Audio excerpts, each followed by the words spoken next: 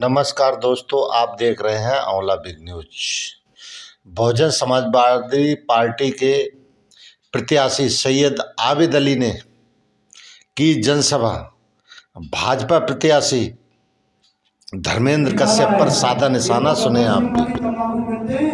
और लोकसभा की फंकी मार लेते हैं, लेकिन असल में ये गब्बर सिंह नहीं है, ये शामा है। शामा कितने आदमी थे, ये वही शामा है, गब्बर सिंह नहीं है। अगर ये गब्बर सिंह होते तो जिस तरह से हमने आंवला को विकसित किया है, जिस तरह से हमने आंवला को तरक्की उन्नति दी है, जिस तरह से हमने आंवला में विकास किया है, इसी तरह से ये भी हमारी तरह संपूर्ण लोकसभा में विकास करके दिखाते हैं।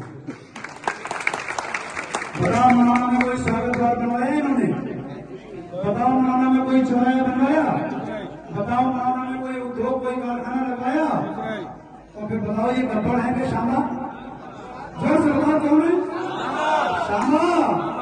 शामा है। शामा आ जाए तो इनसे कहना 10 साल का हिसाब देना है। और मैं सुन रहा हूँ मेरे कुछ प्रधान साथी और कोटेदार मुझसे कह रहे हैं कि चेयरमैन साहब, हम अंदर से तुम्हारी मदद कर रहे हैं। धर्मेंद्र कश्यप जी कह रहे हैं कि अगर हम जीत गए तो तुम्हारी जांच करा देंगे।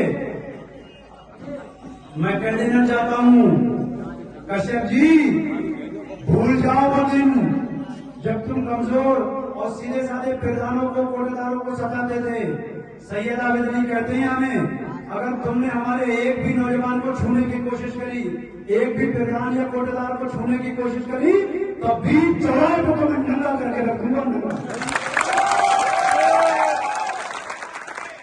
आंवला का मालिक मैं हूँ। आंवला की सीमा के अंदर घुसने को तरस जाओगे। तुम्हारी गाड़ी बिना हमारी मर्जी की आंवला की सड़कों पे चल नहीं पाएगी कश्यप जी। इसलिए मैं कहता हूँ होश में रहना, होश में। मैं कहता जाऊँ होश में रहना, होश में। लेकिन एक बात मैं आप लोगों को बता देना चाहता हूँ कि आप लोगों के बीच मेरे जाने के बाद पैरू भी आएंगे, छड़िए आएंगे, ठगी आएंगे।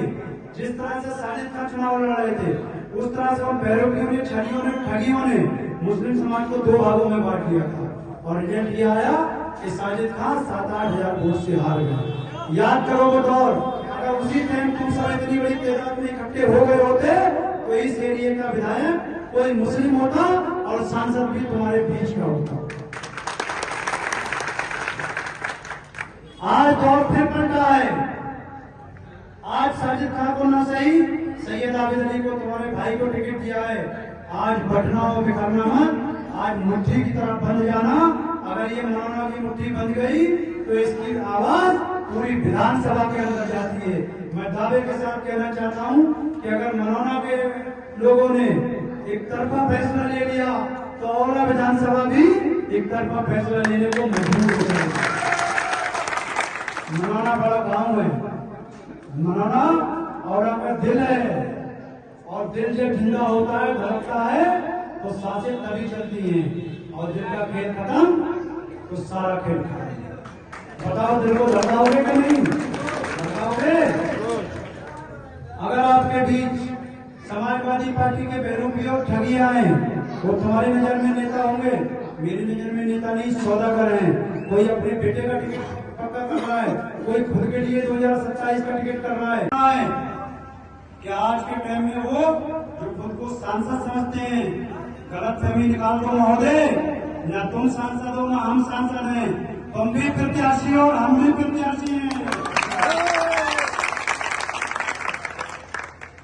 तुम्हारी नसबंदी के लिए लाल फाटक वालों से कह रहे हैं, तुम्हारी नसबंदी के लिए ठाकुर मुदित साहब को, मुदित प्रताप सिंह को लाए हैं। हम इनसे ही तुम्हारी नसबंदी करेंगे। सांसद है कि डॉक्टर है? बताओ, सांसद है कि डॉक्टर है? लोकसभा में विकास कर नहीं पा रहा है, जमींदारों की नसबंदी करेगा। अगर तुम जमींदारों की हैसियत क्या जानो, तुम तो टायर पंचर वाले हो। तुम अपनी, न तुम्हारी इज्जत थी, न दूसरे की समझते हो। अगर तुम किसी अच्छे खानदान से होते तो किसी जमींदार या अच्छे परिवार में होंगे नहीं।